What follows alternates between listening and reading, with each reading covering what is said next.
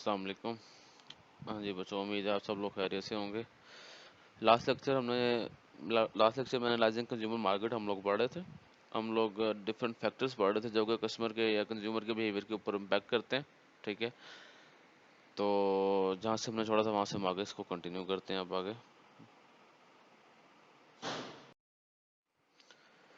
Customer की personal characteristics के बारे में हम लोग जो है लास्ट टाइम पढ़ रहे थे हमने। आज हमने लर्निंग से कंटिन्यू करना है। लर्निंग से मुराद के इंसान की जो सीखने का जो प्रोसेस है, सीखने के ऊपर जो चीज़ें इम्पैक्ट करती हैं, ये सारी की सारी चीज़ें मार्केटर्स को पता होना चाहिए कि इंसान के कितना सीखता है, कैसे सीखता है, ठीक है, और उसकी सीखने के ऊपर कौन कौन सी चीज़ें इम्पैक्ट करती हैं। ठीक है, ये जब कंज्यूमर बिहेवियर का सब्जेक्ट पढ़ेंगे उसमें डिटेल से पढ़ेंगे, लेकिन अभी मैं सिर्फ इसका थोड़ा सा हल्का सा आइडिया दे देता हूँ आप लोगों को मैं। आप मिसाल के तौर पे अगर आपने कोई नया बिजनेस स्टार्ट करना है, आपने अपने फर्नीचर का नया बिजनेस स्टार्ट करना है, आपने लाइक जो घर में इस्तेमाल होने वाला फर्नीचर है, तो ऑलरेडी भी लोग काम कर रहे होंगे, फर्नीचर बना रहे होंगे, ऑलरेडी सेल कर रहे होंगे। तो आप ऐसी क्या एडिशनल चीज़ लेके आ रहे हो या लेके आओगे जो कि आपके ख्याल से कस्टमर्स को लाइक करेगा। ठीक है, एक चीज़ मिसाल के तौर पे आप कहते हो कि जी मैं जो है वो जो बांस है, जो बैम्बू होता है, बांस का फर्नीचर बनाऊंगा मैं, वो एक थोड़ा सा अट्रैक्टिव होगा। आप एक रूटीन से हट के एक चीज़ लेके आ रहे हो आप कस्टमर के लिए, लेकिन क्या ये चीज़ आप कस्टमर को कम्युनिकेट कर पाओगे? कम्युनिकेट कर पाने से मुराद सिर्फ ये नहीं कि आप जो है ना कस्टमर को बता दोगे। इससे मुराद है कि क्या कस्टमर आपका मैसेज को समझ लेगा, आपकी चीज़ को लर्न कर लेगा, भाई हाँ जी ये जो ब्रांड है ये कोई नई चीज़ लेके आ रहा है, ये चीज़ हमारे लिए ज़रूरी है। ठीक है, या इस चीज़ से हम लोग कोई ऐसी चीज़, ऐसा कोई फ़ायदा हासिल कर सकते हैं जो कि हम इससे पहले जो ब्रांड चीज़ें सेल कर रहे थे उनसे हम लोग उनका फ़ायदा हासिल नहीं थे कर सकते। क्या ये जो लर्निंग कैपेसिटी है, क्या ये आपके कस्टमर्स के अंदर मौजूद है? और क्या आपके अंदर कोई ऐसी कैपेसिटी है कि आप अपने कस्टमर को ऐसी लर्निंग करवा सकें? ठीक है? कस्टमर की लर्निंग जो है कि कस्टमर की लर्निंग के ऊपर कौन-कौन से फैक्टर असरअंदाज होते हैं, कस्टमर का लर्निंग का प्रोसेस क्या है? ये सारी चीज़ें भी आपके समझने के लिए ज़रूरी हैं। क्यों? क्योंकि जब तक आपका कस्टमर आपके प्रोडक्ट को, आपकी ऑफ़र को जब तक लर्न नहीं कर पाएगा, तब तक जो है वो नहीं सीख पाएगा, वो आपके ब्रांड के बारे में, और अल्टीमेटली आपकी प्रोडक्ट जो है वो सक्सीड नहीं करेगी। ठीक है, अब इसमें नीचे जो लास्ट में लाइन लिखी है शायद इससे आप लोग कंफ्यूज होंगे। द हटियोनिक बाइस occurs when people have a general tendency to attribute success to themselves and failure to external cause। ये है कि जब आमतौर पे, जब मिसाल के तौर पे अगर कस्टमर आपका डिससेटिस्फाई हो रहा है आपके ब्रांड से, या कोई ऐसी रीज़न है कि वो आपके ब्रांड जो है उससे उससे उसको पूरी तसल्ली नहीं हुई, तो हो सकता है वो कहे कि जी इसमें ब्रांड का कसूर है। लेकिन अगर ब्रांड उसको ने उसकी ज़रूरत पूरी कर दी है, तो हो सकता है वो इस चीज़ को अपने आप से एसोसिएट करे, देखो जी मैंने ब्रांड के साथ एडजस्ट किया है। आपको ये चीज़ें भी कॉप अप करनी पड़ेगी कि आपने जो, अगर आपके ब्रांड ने अच्छा परफ़ॉर्म किया है, तो आपके कस्टमर को इस बात का पता लगना चाहिए कि आपके ब्रांड ने अच्छा परफ़ॉर्म किया है। और अगर कहीं पे गलती कस्टमर ने की है, कस्टमर को आपके ब्रांड को सही तरीके से यूज़ नहीं करना आया, जिसकी वज़ह से आपका ब्रांड जो है प्रॉपर डिलीवर नहीं कर पाया, तो आपको इस चीज़ का ब्लेम भी खुद के ऊपर लेने की ज़रूरत नहीं है कि जो आपका ब्रांड अच्छा परफॉर्म नहीं कर पाया। ये सारी की सारी चीज़ें लर्निंग के हवाले से, लर्निंग के मुतल्लिक़ हैं। इमोशंस बहुत ज़्यादा मैटर करते हैं आपके कस्टमर की डिसीजन मेकिंग के अंदर। इमोशंस बहुत ज़्यादा मैटर करते हैं। आप देखिए, जब आपने मिसाल के तौर पे आपने अपने लिए कोई पेन लेना है इस्तेमाल करने के लिए, आपने जब स्टूडेंट हैं आप लोग, पढ़ने के लिए आप पेन इस्तेमाल करते हैं। हो सकता है आप वो वाला पेन लें जो लिखता ज़्यादा अच्छा हो और जो थोड़ा सस्ता हो, जो या टाइम पास हो जाता है। मेरे से तो सारे पेन गुम हो जाते हैं मिसाल के तौर पे, ठीक है। आप कहते हैं जो ऐसा चीज़ जो सिर्फ जो है गुजारे के लिए इस्तेमाल होती हो। लेकिन ऑन द अदर हैंड, अगर आपने वही पेन किसी को गिफ्ट करना है, अपने किसी बिलव्ड वन को, अपने वाइफ को, अपने हस्बैंड को, अपने पेरेंट्स को, अपने छोटे बहन भाई को किसी को गिफ्ट करना है, तो आपके इमोशंस जो हैं, आपके इमोशंस भी इसके अंदर रोल प्ले करते हैं। आप चीज़ों को लॉजिकली भी सोचते हैं, लेकिन इमोशनली ज़्यादा सोचते हैं कि यार उसको पसंद आना चाहिए, अच्छा दिखना चाहिए, अच्छी पैकिंग में होना चाहिए, ठीक है। और आप उस इमोशंस से असरअंदाज होके आप एक्सपेंसिव चीज़ें भी परचेज़ करने पे आपको कोई मसला नहीं होता। आपको पता होता है कि ज़्यादा चार्ज कर रहा है कोई एक बिज़नेसमैन, लेकिन आप फिर भी ज़्यादा पे करते हैं, क्यों? क्योंकि आपके ख़्याल से ये चीज़ जो है आपके बिलव्ड वन को पसंद आएगी। तो इमोशंस भी आपके कस्टमर की डिसीजन मेकिंग के अंदर रोल प्ले करते हैं। इसके बाद आ जाता है नेक्स्ट फैक्टर जो है मेमोरी, कि मेमोरी कंज्यूमर की डिसीजन मेकिंग के ऊपर कैसे इम्पैक्ट करती है। अगर आपका जो कस्टमर है वो आपके ब्रांड को एक आधी बार इस्तेमाल करने के बाद या एक आधी बार उसका ऐड देखने के बाद या 2-3 बार ऐड देखने के बाद उसको भूल जाता है, उसको आपका ब्रांड याद ही नहीं रहता। तो इसका मतलब है कि जी आप अपने ब्रांड को अच्छे तरीके से मेमोराइज़ नहीं करवा सके। आप हो सकता है वक़्ती तौर पे शॉर्ट टर्म उसके ज़हन में आया लेकिन लॉन्ग टर्म उसके ज़हन मेमोरी में चीज़ स्टोर नहीं रही उसके में, ठीक है? तो अपने ब्रांड को सक्सेसफुल करने के लिए जो कि एक बहुत इम्पोर्टेंट डिटर्मिनेंट है, वो ये चीज़ कि कस्टमर आपके ब्रांड को मेमोराइज़ भी करे। आपके ब्रांड के साथ जो अच्छे एक्सपीरियंस हैं उनको मेमोराइज़ करे, उनको याद करे ताकि वो अगर वो दोबारा उसने आपके ब्रांड के मुतालिक या जिस इंडस्ट्री से आपका ताल्लुक है, कोई चीज़ उसने परचेज़ करनी है तो सबसे पहले आपका ब्रांड उसको माइंड के अंदर क्लिक करे कि यार वहाँ पे मेरी फ़लाँ एक अच्छा एक्सपीरियंस रहा है। आपके ब्रांड का इमेज अच्छा स्टोर होना चाहिए उसकी मेमोरी के अंदर। इसलिए कस्टमर की मेमोरी भी कस्टमर की डिसीजन मेकिंग के ऊपर बहुत इम्पैक्ट करती है। अब ये एक और इम्पोर्टेंट पार्ट है आपके कस्टमर डिसीजन कंज्यूमर बिहेवियर को अंडरस्टैंड करने के लिए कि हमें ये पता होना चाहिए कि कस्टमर जब बाइंग डिसीजन करता है कोई चीज़ खरीदने के लिए तो किन किन फेजेस से और किन किन स्टेजेस से जो है ना वो गुजरता है। सबसे पहले प्रॉब्लम रिकग्निशन है, इंफॉर्मेशन सर्च है, वैल्यूएशन ऑफ अल्टरनेटिव है, उसके बाद परचेज डिसीजन है और पोस्ट परचेज बिहेवियर है। सबसे पहले प्रॉब्लम देखता है कस्टमर कि मैं अगर कोई चीज़ परचेज़ करना चाह रहा हूँ या किसी चीज़ पे पैसे स्पेंड करना चाह रहा हूँ, तो क्यों करना चाह रहा हूँ, ठीक है? अब मिसाल के तौर पे मैं चाहता हूँ कि मुझे कम्युनिकेशन के लिए मुझे मेरे जो है मिसाल के तौर पे फैमिली है या मेरे दोस्त हैं, वो आउट ऑफ कंट्री हैं या मेरे से दूर हैं या मैं कहीं दूर हूँ बाकी लोगों से, तो मुझे कोई ऐसी चीज़ चाहिए कि मैं उनसे कम्युनिकेट कर सकूँ मैं। सबसे पहले प्रॉब्लम आइडेंटिफ़ाई की, ठीक है? अब प्रॉब्लम आइडेंटिफ़ाई करने के लिए अब इसका मतलब है कि इसका सॉल्यूशन क्या है, मुझे क्या चीज़ चाहिए इसके लिए मुझे जी मोबाइल फ़ोन चाहिए मुझे उसके लिए, ठीक है? अब मोबाइल फ़ोन चाहिए, तो मोबाइल फ़ोन के अब उसमें जो है नेक्स्ट वन बाय वन इसको हम देखते हैं कि जी मोबाइल फ़ोन चाहिए, हमने प्रॉब्लम को आइडेंटिफ़ाई कर लिया, प्रॉब्लम का सॉल्यूशन हमने आइडेंटिफ़ाई कर लिया, लेकिन मोबाइल फ़ोन कौन-सा परचेज़ करना है हमने, ठीक है? अब ये नेक्स्ट प्रॉब्लम है कि मोबाइल फ़ोन कौन-सा परचेज़ करना है हमने, उसके लिए जो है अब हम वन बाय वन सब स्टेप्स को डिस्कस करते हैं। अब जो है मैं देखूँगा कि मेरे पास मोबाइल फ़ोन के सबसे पहले ऑप्शन अवेलेबल कौन-कौन से हैं कस्टमर के लिए, सबसे पहले तो ये देखा जाएगा। अब नीचे बल्कि एक एग्ज़ाम्पल भी दी हुई है, शायद ये कंप्यूटर्स की है। हाँ, कंप्यूटर्स की एग्ज़ाम्पल नीचे दी हुई है। आप इसको एक्सचेंज कर लें उसके साथ मोबाइल फ़ोन के साथ टोटल सेट से मुराद कि जितने भी जो हैं वो अवेलेबल मोबाइल फ़ोन की कंपनीज़ हैं, वो कौन-कौन सी हैं। वो जो है आपके पास हुआवे है, मोटरोला है, आपके पास इन्फिनिक्स है, आपके पास वीवो है, ओप्पो है, ठीक है? इस तरह जितनी भी सारी हैं। अब उसके बाद नेक्स्ट चीज़ है कि उनमें से टोटल जो अवेलेबल में से अवेयर कस्टमर किन-किन ब्रांड के साथ है। कौन-कौन से ब्रांड हैं जिनका कस्टमर को पता है।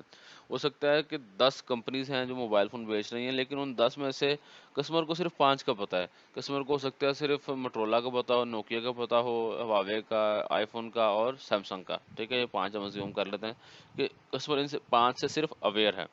ठीक है? उसके बाद है कि कंसिडरेशन सेट आ जाता है। कंसिडरेशन सेट के उन जिनसे भी अवेयर था, उनमें से कंसिडर किस-किस को करना है जी, हमने अपनी चीज़ को प्रोडक्ट को परचेज़ करने के लिए। हमने 5 की एग्ज़ाम्पल ली कि उनसे अवेयर है।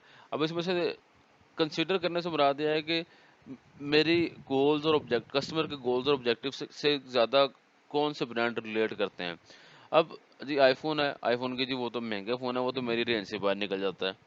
सैमसंग है, सैमसंग की जो स्पेसिफ़िकेशन मैं चाह रहा हूँ, वो भी मेरे रेंज से बाहर निकल जाता है मिसाल के तौर पे। ये बाद में बचते हैं पीछे हुआवे वीवो और ओप्पो, ठीक है? ये 3 बच गए हैं। ये कंसीडर कर लिया और ये उसके बाद है कि उनमें से 2 जो हैं वो शॉर्ट लिस्ट किए, हुआवे आ गया और ओप्पो आ गया कि ये 2 शॉर्ट लिस्ट है, इनमें से एक फाइनल करना है और उनमें से एक डिसीजन करके फाइनल कर लेते हैं, ठीक है? अब ये जो सारी की सारा जो डिसीजन मेकिंग प्रोसेस है, अब इसके लिए सबसे पहले उसके पास इन्फॉर्मेशन होनी चाहिए।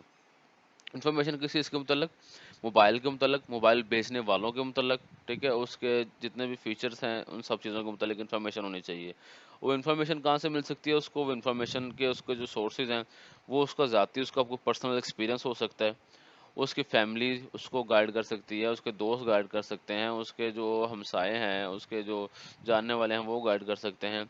उसके अलावा कमर्शियल सोर्सेज़ में आपकी जो एडवर्टाइज़मेंट का जो कंपनीज़ खुद एडवर्टाइज़मेंट करती हैं, वो आ जाती हैं। कंपनीज़ की वेबसाइट हैं, जो सेल पर्सन जो हैं जिन्होंने जगह-जगह पे स्टॉल लगाए होते हैं, ठीक है, वो इसमें आ जाते हैं। डिफरेंट शॉपकीपर्स आ जाते हैं। इसके जो डिफरेंट डिस्प्लेज़ हैं, मॉल इंटरसेप्ट बोलते हैं हम लोग उसको। शॉपिंग मॉल्स के अंदर डिफरेंट डिस्प्लेस हैं, वो जो या बिलबोर्ड्स हैं, वो इसमें आ जाते हैं। इसके अलावा मैस मीडिया आ जाता है, consumer rating organisation. Mass media से मुराद है कि जो ओवरऑल वैसे इस चीज़ के बारे में डिस्कस किया जा रहा है, डिफरेंट ब्लॉगर्स इसके बारे में डिस्कस कर रहे हैं। कंज्यूमर रेटिंग ऑर्गेनाइजेशंस बेसिकली ये इस तरह के इदारे होते हैं जो बेसिकली कस्टमर की जो रिलेटेड जो प्रोडक्ट्स हैं, कंज्यूमर रिलेटेड प्रोडक्ट्स, उनके फीचर्स को जो है वो रेट करते हैं। आपने अक्सर देखा होगा कि वो यूट्यूब के ऊपर वो अनबॉक्सिंग करते हैं कि जी नया फ़ोन आया हमने उसको अनबॉक्सिंग कर रहे हैं, नया एक प्ले स्टेशन आया उसकी अनबॉक्सिंग कर रहे हैं। वो अनबॉक्सिंग करके उसको खोलते हैं, इस्तेमाल करके आपको बताते हैं कि इसमें ये फ़ायदा है, इसका ये चीज़ अच्छी है, ये चीज़ अच्छी नहीं है। वो डिफरेंट रेटिंग कर रहे होते हैं, ठीक है? और इसके बाद जो आपके जो है ना वो आपकी पर्सनली अगर आपने कोई प्रोडक्ट यूज़ किया तो वो भी आपके लिए सोर्स ऑफ इन्फॉर्मेशन बन सकता है। यानी कि कई कस्टमर की डिसीजन मेकिंग के अंदर सबसे जो प्राइमरी और पहली चीज़ है वो इसमें इंफॉर्मेशन सर्च है कि उसके पास इंफॉर्मेशन कितनी है, और इंफॉर्मेशन के सोर्सेज जो है मैंने अब आपको बता दिए कौन कौन से हैं। इसके बाद परचेज डिसीजन है। अब कस्टमर जो है जब उसने सब सारी इन्फॉर्मेशन कलेक्ट कर ली, उसने देखा कौन कौन से ऐसे ब्रांड हैं जो मेरे रिलेटेड हैं, या कौन कौन से ऐसे ब्रांड हैं जो टोटल पहले सेल कर रहे हैं इस प्रोडक्ट को, टोटल सेट जो पहले मैंने बोला। अब उसमें सबसे पहले उनको एवेल्यूएट करेगा, ठीक है? एवेल्यूएट करेगा, एवेल्यूएट करने के बाद उसकी परचेज़ इंटेंशन बिल्ड होगी कि हाँ जी, मैंने जो है ना वो फ़लाँ ब्रांड जो है वो मेरे से ज़्यादा रिलेटेड है, वो मुझे ज़्यादा सूट करेगा, मैंने फ़लाँ ब्रांड परचेज़ करना है, ठीक है? देन जो है अच्छा, अब उसमें जब परचेज़ इंटेंशन अभी सिर्फ़ इरादा बन रहा है, इरादा बनने के बाद उसमें उसकी या एटीट्यूड और उसके जो है ना वो एटीट्यूड दूसरे लोगों का जो उसके जानने वाले के दोस्त वगैरह हो सकते हैं, वो फिर उसके ऊपर इम्पैक्ट कर सकते हैं कि यार तुमने ये ब्रांड लेना चाह रहे हो, ये वाला ना लो। मैं इसकी एक एग्जांपल अभी डिस्कस करता हूँ, फिर आपको सारी समझ आ जाएगी। और कुछ ऐसी चीज़ें होती हैं जो उसने पहले नहीं देखी होती, नहीं उसने कंसिडर की होती हैं, वो अचानक सामने आ जाती हैं, जो कि अल्टीमेटली इसके परचेज डिसीजन के ऊपर इम्पैक्ट करती हैं। हम मोबाइल फ़ोन वाले एग्जांपल को कंटिन्यू करते हैं कि मोबाइल फ़ोन हम लोग परचेज़ करने जा रहे थे, और हमने अभी उसमें जो अवेलेबल सेट्स थे हमने उनको डिस्कस किया।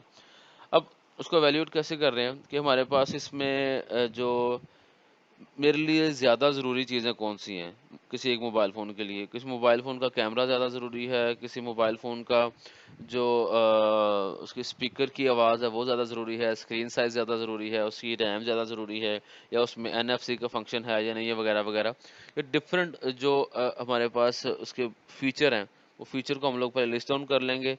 लिस्ट डाउन करने के बाद हम इवैल्यूएट करेंगे कि जी कैमरा किस कंपनी का ज़्यादा अच्छा है, स्टोरेज किस कंपनी की ज़्यादा अच्छी है, हम उनकी रेटिंग कर लेंगे। डिफरेंट किस्म के ना ये डिसीजन मेकिंग मॉडल्स होते हैं। उसमें एक है, उसको हम लोग बोलते हैं इवोक्ड सेट सेट मेथड भी है, और भी डिफरेंट किस्म के हैं। उसमें हम वेटेज दे लेते हैं कि जी मैंने टोटल 10 में से नंबर देने हैं एक मोबाइल फ़ोन को। 10 में से 5 नंबर मैक्सिमम किसी के कैमरे को मिल सकते हैं, 3 नंबर किसी के स्टोरेज को मिल सकते हैं, 2 नंबर किसी की रैम को मिल सकते हैं, मिसाल के तौर पे। अब एक कंपनी है, उसके मोबाइल के कैमरे को मैं 5 में से 3 नंबर दे रहा हूँ। दूसरी के कंपनी के कैमरे को 5 में से मैं 4 नंबर दे रहा हूँ, किसी एक कंपनी के कैमरे को 5 में से मैं 1 नंबर दे रहा हूँ। इसी तरह जो स्टोरेज है, स्टोरेज को में से किसी एक को 3 में से 3 नंबर दे दिए, दूसरे को 3 में से 2 नंबर दे दिए, और जो कोई अदर जो मॉडल मेरे पास अवेलेबल है उसमें 3 में से 1 नंबर दे दिया मैंने। इसके बाद रैम की बात आ जाती है, 2 में से किसी को 2 मिल गया, किसी को 1.5 मिल गया। अब ये जितने भी मैंने नंबर अलॉट किए, स्कोर स्कोर अलॉट किया है, अब इन सब को मैं बाद में जमा करूँगा। जब इन सबको जमा कर लूँगा तो जमा करने के बाद उसको मैं जब मैंने टोटल स्कोर स्कोर उसको अलॉट कर लिया, स्कोर को जमा करूँगा, और जिस कंपनी के मोबाइल फ़ोन का जो स्कोर सबसे ज़्यादा होगा, तो उसको मैं परचेज़ करने का इरादा कर लूँगा। यानी मेरी परचेज़ इंटेंशन होगी कि जो फ़लाँ जो कंपनी है उसकी कीमत भी मुझे सूट करती है वगैरह-वगैरह। टोटल जब उसको मैंने सम अप कर लिया, ऐड कर लिया, तो मैंने किसी एक ख़ास कंपनी की तरफ को परचेज़ करने का इरादा मेरा बन गया। अब मैं परचेज़ करने के लिए जा रहा हूँ, तो वहाँ पे जाके 1-2 चीज़ें ऐसी हैं जो कि मॉडरेटर का रोल प्ले कर सकती हैं। यानी कि मेरे फ़ैसले के ऊपर किए हुए फ़ैसले के ऊपर असरअंदाज़ हो सकती हैं। वो 2 चीज़ें कौन-सी हैं? एक तो है एटीट्यूड ऑफ अदर। वहाँ पे गया हूँ मैं परचेज़ करने लगा हूँ, तो दुकानदार कहता है कि सर ये ना खरीदें, ये नहीं अच्छा है, इसका फीडबैक अच्छा नहीं आ रहा हमें। या जो है वहाँ पे कोई और गाहक खड़ा हुआ है पहले, कोई कस्टमर खड़ा हुआ है दूसरा कोई, वो आपको कहता है सर जी मैंने भी इस्तेमाल किया है, इसकी बजाय फलाना जो है ना इतने कीमतों में वो आपको मिल जाएगा, वो बेहतर है। ठीक है? अब ये क्या है कि दूसरों का जो एटीट्यूड है, या किसी दोस्त के साथ के दोस्त ने आपको कह दिया नहीं यार ये फ़ोन नहीं ठीक जो आप परचेज़ कर रहे हो, आप दूसरा फ़ोन परचेज़ करो। दूसरों का जो एटीट्यूड है वो आपके डिसीजन मेकिंग के ऊपर असरअंदाज हो गया। ठीक है? इस तरह अनएंटिसिपेटेड सिचुएशनल फैक्टर, वो क्या, अब ऐसी चीज़ें जो आपने पहले एंटिसिपेट नहीं की वो अचानक वकूफ़ पज़ीर हो गई, वो कौन सी हो सकती हैं? आप परचेज़ करने गए हो, तो मॉडल ही आना बंद हो गया, जी सर जो मॉडल आप परचेज़ करना चाह रहे हैं वो ख़त्म हो गया, मार्केट में आ ही नहीं रहा। या आप देखते हैं कि उससे भी अच्छा मॉडल आपको मिल रहा है। या जो मॉडल आपने ज़हन में लेके गए हैं, कहते जी अब वो जो है वो उसकी प्राइस बहुत इंक्रीज़ हो गई है, जो कि आपके बजट से बाहर निकल गई है। ठीक है? अब ये सारे के सारे कुछ अनएंटिसिपेटेड फैक्टर हैं सिचुएशन के, जो कि अल्टीमेटली आपकी परचेज़ इंटेंशन के ऊपर इम्पैक्ट करते हैं, और आप अल्टीमेटली उसी ब्रांड को या किसी और मुतल्लिका ब्रांड को आप लोग परचेज़ कर लेते हैं। ये आपका परचेज़ डिसीजन का प्रोसेस है। अच्छा, जब चीज़ आप खरीद लेते हैं, तो चीज़ खरीद लेने के बाद का जो बिहेवियर होता है उसको हम लोग बोलते हैं पोस्ट परचेज़ बिहेवियर। ठीक है? आपका पोस्ट परचेज़ बिहेवियर में है कि आपने चीज़ खरीदी, खरीदने के बाद आपने जो है वो इस्तेमाल की। ठीक है? इस्तेमाल करने के बाद आप तो उसकी परफ़ॉर्मेंस से या सैटिस्फाइड होंगे या डिससैटिस्फाइड होंगे। ये मैंने आपको एक एक एग्ज़ाम्पल में, एक लेक्चर में पहले भी मैंने एग्ज़ाम्पल आपको से डिस्कस किया था कि जी मोबाइल फ़ोन आपने परचेज़ किया, तो आपने मिसाल के तौर पे उसकी स्टोरेज का आपने वो आइडिया लगाया था कि स्टोरेज उसकी जो है, जो तकरीबन 1 हफ़्ता मैं व्हाट्सएप यूज़ करता रहूँगा, या 2 हफ़्ते व्हाट्सएप यूज़ करता रहूँगा, या 3 हफ़्ते, तो उसकी स्टोरेज फुल नहीं होगी उसकी, ठीक है? जो डाटा, जो भी मीडिया फाइल्स उसके अंदर आती हैं, ये आप एक्सपेक्ट कर रहे थे। लेकिन जब आपने एक्चुअली उसको इस्तेमाल करना शुरू किया, उसकी वो फ़ोन हैंग होना स्टार्ट हो गया।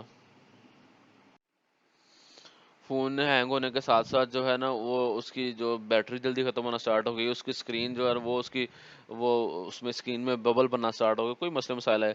अब क्या हुआ कि आप उसकी परफ़ॉर्मेंस से एक्सपेक्ट कुछ और कर रहे थे, लेकिन एक्चुअल परफ़ॉर्मेंस कुछ और है, तो आप जो है डिससैटिस्फाइड हो गए, ठीक है? और ऑन द अदर हैंड कि जो आपने एक्सपेक्ट किया था मोबाइल वैसा ही परफ़ॉर्म करे, तो आप सैटिस्फाइड होंगे। और आप मोबाइल आपकी एक्सपेक्टेशन से भी अच्छा परफ़ॉर्म अगर कर रहा है, तो आप जो है डिलाइट फैक्टर, आप बहुत ज़्यादा सैटिस्फाइड होगे। इसको डिलाइट फैक्टर आप उसको बोलते हैं कि आप वो एन्जॉय करोगे आप, ठीक है?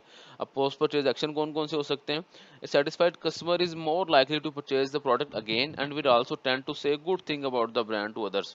यानी कि एक कस्टमर जो आपके ब्रांड को यूज़ करने के बाद उससे सैटिस्फाइड है, तो वो आपके ब्रांड को दोबारा भी परचेज़ करेगा। वो दूसरे लोगों के साथ आपके ब्रांड के बारे में अच्छी-अच्छी बातें करेगा, मतलब आपके ब्रांड की पब्लिसिटी होगी उसकी, ठीक है? अल्टीमेटली क्या होगा, दूसरे लोग भी आपके कस्टमर बन जाएँगे, ठीक है? और अगर कोई डिससैटिस्फाइड कस्टमर है, तो डिससैटिस्फाइड कस्टमर जो है ना, वो आपके ब्रांड के बारे में लोगों से गलत बात करेगा। गलत बात करने से मुराद है कि नेगेटिव बातें, कि देखिए जी मैंने परचेज़ किया था, इस मोबाइल ने सही परफ़ॉर्म नहीं किया वगैरह-वगैरह। ये इस बैड एक बुरे वर्ड ऑफ माउथ आपके ब्रांड के बारे में फैलाएगा, आपके ब्रांड को खुद भी छोड़ देगा, आपके लिए नुकसान का बायस बनेगा, ठीक है? इसलिए कोशिश करें कि आपने जब चीज़ें कस्टमर ने खरीद लेनी है, खरीद लेने के बाद आप लोगों ने ये भी मेजर करना है एज़ ए मार्केटर कि कस्टमर जो है आपके ब्रांड से सैटिस्फाइड है या डिससैटिस्फाइड है। और जब एक स्टेज आती है कि जो प्रोडक्ट परचेज़ कर लेता है कस्टमर, तो परचेज़ करने के बाद उसका डिस्पोज़ल, उसको जब डिस्पोज़ ऑफ करना है, उसकी जब मेंटेनेंस है, जो बाकी जो तरीकाकार है वो भी ईज़ी होने चाहिए। जैसे अगर एसी परचेज़ किया किसी ने आपसे, वो इस्तेमाल कर रहा है, अगले साल उसने एसी की सर्विस करवानी है, तो एसी सर्विस करवाने के लिए आपका एसी इतना कोई टेक्निकल किस्म का है कि उसका यहाँ पे कोई सर्विस सेंटर ही नहीं है, कोई बंदा उसको रिपेयर करने वाला नहीं है, कोई सर्विस करने वाला बंदा नहीं है। वो कहेगा यार, कस्टमर कहेगा यार ये क्या मुसीबत में ले बैठा हूँ, कोई बंदा कोई है ही नहीं जो इसकी सर्विस कर सके। या आप ऐसी गाड़ी खरीद बैठे हैं किसी कंपनी से जिसका सर्विस सेंटर नहीं है, आप उसको बाद में मेंटेन नहीं कर सकते, उसकी ट्यूनिंग वगैरह नहीं करवा सकते। तो कस्टमर जो है इस चीज़ से भी डिससेटिस्फाई होगा कि पोस्ट परचेज में परचेज कर ली यूज़ करने के हवाले से ठीक है, लेकिन मेंटेनेंस इसकी मुश्किल है। ठीक है? ये चीज़ें इसके अंदर आ जाती हैं कि पोस्ट परचेज़ जब एक चीज़ होती है जब काबिल इस्तेमाल नहीं रहती, जब डेप्रिसिएट हो के ख़त्म हो जाती है, उसको डिस्पोज़ ऑफ करना भी समटाइम जो है ना बड़ा मसला हो जाता है उसको।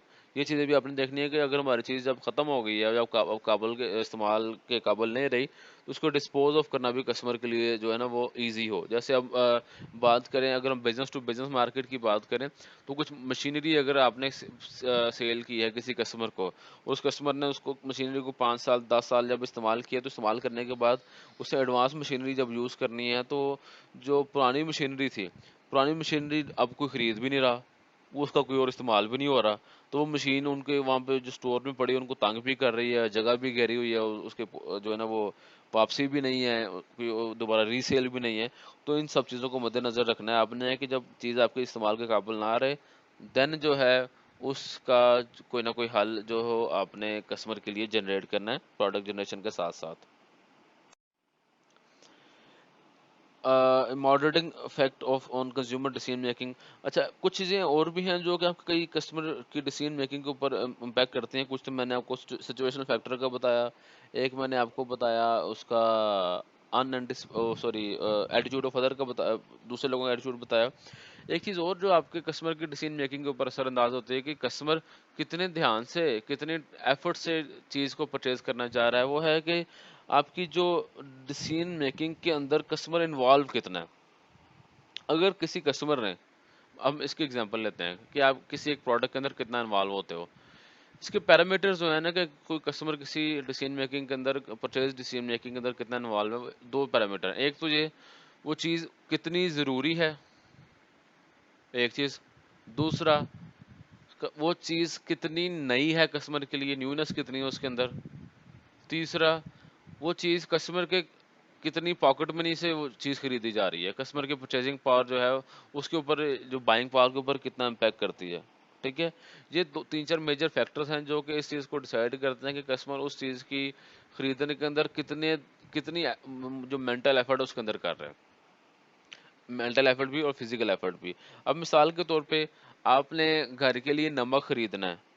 अब नमक खरीदना है तो इसमें कोई रॉकेट साइंस नहीं है। आप जो ना हर महीने घर की ग्रोसरी परचेज़ करते हैं, तो ग्रोसरी में आप नमक खरीद के आते हैं, आपको पता है कि फलाँ एक, जैसे जी नेशनल वालों का एक नमक है, वो हमारे लिए सूट करता है, ठीक है? तो वो हम वही रेगुलरली इस्तेमाल करते हैं। अब जाओगे सुकून से दोबारा जो है ना वही चीज़ परचेज़ करोगे और घर आ जाओगे। इसमें कोई रॉकेट साइंस नहीं कस्टमर को करनी पड़ी, ठीक है?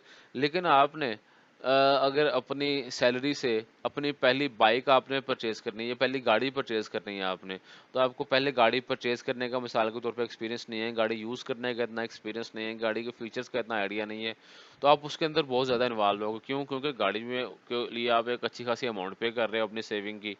दूसरा, वो गाड़ी जब एक बार परचेज़ कर ली जाएगी तो उसको चेंज करना या रिप्लेस करना इतना ईज़ी नहीं है, वो उसमें भी काफ़ी एफ़र्ट लगेगी, ठीक है? तो आप क्या करोगे, आप लोगों से मशवरे करोगे, आप ऐसे अपने दोस्त या अज़ीज़ जो जो इस चीज़ का नॉलेज रखते हैं, उनसे डिस्कस करोगे, यार मैं गाड़ी परचेज़ करना चाह रहा हूँ तो हेल्प मी आउट। आप इंटरनेट पे डिफरेंट गाड़ियों के मॉडल के स्पेसिफ़िकेशंस देखोगे वगैरह-वगैरह, ठीक है? ये चीज़ें भी उसके अंदर जो है ना वो आ जाती हैं, ठीक है? न्यूनेस है, वो चीज़ आपके लिए कितनी ज़रूरी है, ठीक है? और इसके अलावा आपके जो है उसमें पॉकेट मनी का कितना पोर्शन उसके ऊपर स्पेंड हो रहा है। अच्छा, इम्पोर्टेंस के हवाले से एक और चीज़ भी मेरे ज़हन में आ रही है। आपने अगर अल्लाह ना करे आपके किसी की तबीयत ख़राब हो गई है, किसी को कोई फ़ीवर है या कोई ऐसा मसला है, तो आप ऐसा नहीं करोगे कि जो भी डॉक्टर सबसे करीब आएगा आप उससे जाके अपनी मेडिसिन के लिए उससे कंसल्ट करोगे, ऐसा नहीं है। आप कोशिश करोगे कि जो भी सबसे बेस्ट डॉक्टर मेरी प्राइस रेंज के अंदर, मेरे जो सोर्सेज़ की रेंज के अंदर जो सबसे बेस्ट डॉक्टर अवेलेबल है, मैं उसके पास जाऊँ ताकि वो मुझे अच्छी से अच्छी सजेशन दे, अच्छी से अच्छी कंसल्टेंसी प्रोवाइड करे मुझे, ताकि मैं जल्दी से जल्दी सेहतयाब हो सकूँ मैं, ठीक है?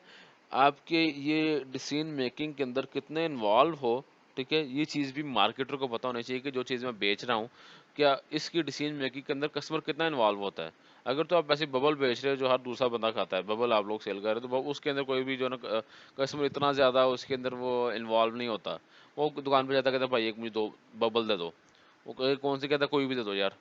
तो कोई भी ले लोगे तो आप जो है ना इसका मतलब है कि जी आप अपने ब्रांड को अच्छे तरीके से कस्टमर के माइंड में पोजीशन नहीं कर पाए, वरना आपका कस्टमर ये ना कहता कि जी कोई भी दे दो, बल्कि वो आपके ब्रांड का नाम लेके कहता कि मुझे फलां जो ब्रांड की बबल है मुझे वो वाली चाहिए मुझे। और एक नेक्स्ट चीज़ जो कस्टमर के डिसीजन मेकिंग के ऊपर इम्पैक्ट करती है वो है कि वैरायटी सीकिंग बिहेवियर। कुछ कस्टमर ऐसे होते हैं जो एक ही चीज़ परचेज कर करके ना वो उसे बोर हो जाते हैं, एक ही चीज़ इस्तेमाल कर करके बोर हो जाते हैं। वो कहते हैं इस बार चलो ना कोई नया नई ब्रांड कोई नई नई चीज़ ट्राई करते हैं। जैसे फॉर एग्जांपल आप काफ़ी अरसे से आप जो है ना बाटा के शूज़ परचेज कर रहे हैं या सर्विस के शूज़ परचेज कर रहे हैं। आप कहते हैं बाटा सर्विस के वही जो है ना जो डिज़ाइन है आज आके ठीक है वो इनकी प्राइस रेंज है। तो इस बार हम लोग जो है ना बोरजान जो है ना वो ट्राई करते हैं। हम बोरजान के शूज़ ट्राई करते हैं क्योंकि उनके डिज़ाइन के अंदर जो है ना वो है फ़र्क है, ठीक है? ये टेंडेंसी जितनी ज़्यादा हो गई कि मुझे नई-नई वैरायटी को इस्तेमाल करना या देखना पसंद है, ठीक है? तो आपके जो मार्केटर्स हैं उसके लिए उतना ही मुश्किल है आपके कस्टमर को डील करना। अगर आप ऐसे कस्टमर के साथ काम करना चाह रहे हैं जिसका वैरायटी सीकिंग बिहेवियर ज़्यादा है, तो आपको उसके लिए ज़्यादा वैरायटी, ज़्यादा डिज़ाइन, ज़्यादा वेरिएशंस लेके आने पड़ेंगे। लेकिन अगर एक कस्टमर ऐसा है जो काफ़ी अरसे से जिस तरह अब जीन्स हैं, कुछ लोग लिवाइस की मैं ऐसे लोगों को जानता हूँ लिवाइस की जीन्स पहनते हैं, उनको एक पर्टिकुलर आर्टिकल नंबर है, वो उस बड़े अरसे से वही आर्टिकल जो है ना, वही आर्टिकल नंबर, वही डिज़ाइन मतलब वो उनका परचेज़ कर रहे हैं, ठीक है? वो कहते हैं यार मुझे वो डिज़ाइन से तसल्ली है, वो आज से कोई 5 साल पहले, 6 साल पहले जब जो त भी वही आर्टिकल परचेज़ कर रहे थे लिवाइस का, वो अभी भी वही परचेज़ कर रहे हैं। क्यों? क्योंकि वो उसकी उनको उस आर्टिकल के साथ एक ख़ास लगाव है। वो कहते हैं ये हमारी पर्सनैलिटी के साथ सूट करता है। तो जीन्स परचेज़ करने के हवाले से उनके अंदर वैराइटी सीकिंग बिहेवियर उनके अंदर कम है।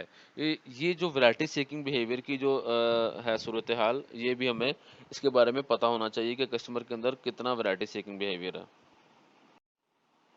ये सारा का सारा प्रोसेस हम लोग आगे ऑलरेडी डिस्कस कर चुके हैं, ठीक है? अब इसमें बाइंग डिसीजन की बात हुई, परचेज़ डिसीजन अच्छा एक जो लास्ट इसका जो पोर्शन है, परचेज़ डिसीजन जब आप करते हैं, आप देखते हैं कि जो प्यास लगी थी, मैंने प्यास बुझानी किस चीज़ से है, प्रोडक्ट कौन-सी चूज़ करनी है? जी मैंने जूस से प्यास बुझानी है, जो मैंने आपकी ब किसी कोला से प्यास बुझानी है, ठीक है? या मैंने किसी और लिक्विड से मैंने जो है प्यास बुझानी है, ये देखते हैं, प्रोडक्ट की चॉइस। उसके बाद ब्रांड चॉइस। जी मैंने मिसाल के तौर पे मैं प्रोडक्ट चूज़ कर ली मैंने किसी कोला से प्यास बुझानी है। तो मैं कौन से ब्रांड से जो है ना मैं वो परचेज़ करूँगा कोला मैं पेप्सी कोला परचेज़ करूँगा या मैं कोका कोला परचेज़ करूँगा या गोडमे कोला परचेज़ करूँगा। फिर आप ब्रांड चूज़ करते हैं। ब्रांड चूज़ करने के बाद डीलर चॉइस, ठीक है? डीलर चॉइस की जी मैंने किस दुकान से परचेज़ करनी है। आया कि मैंने फलाँ एक अम्बाला स्वीट्स से मैंने ये अम्बाला जनरल स्टोर वहाँ से मैंने ये प्रोडक्ट परचेज़ करनी है या मैंने सारा कैश एंड कैरी से परचेज़ करनी है या मैंने जो है किसी और दुकान से मैंने परचेज़ करनी है, ठीक है? किस जगह से परचेज़ करनी है, ये भी आ गया।